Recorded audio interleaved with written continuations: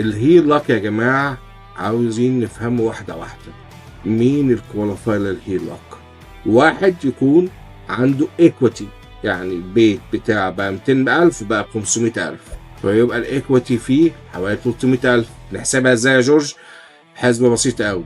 بتجيب الفاليو، بتروح على زيلو، بتروح على اي حتة تعرف بيتك بكام دلوقتي. فبيتك دلوقتي بقى ب 500,000، هنضرب ال 500 في 80% هيطلع لك 400,000 دولار. شوف بقى اللون اللي عليك كام؟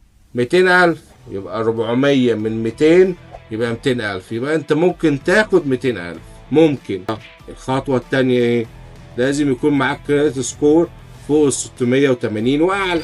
تالت واحدة ودي اهم حاجة، اللي انت يكون معاك انكم كفاية يغطي البيمنت بتاعت الفيرست والسكند. ما انت عندك 200,000 دولار في الاول و200,000 دولار في التاني.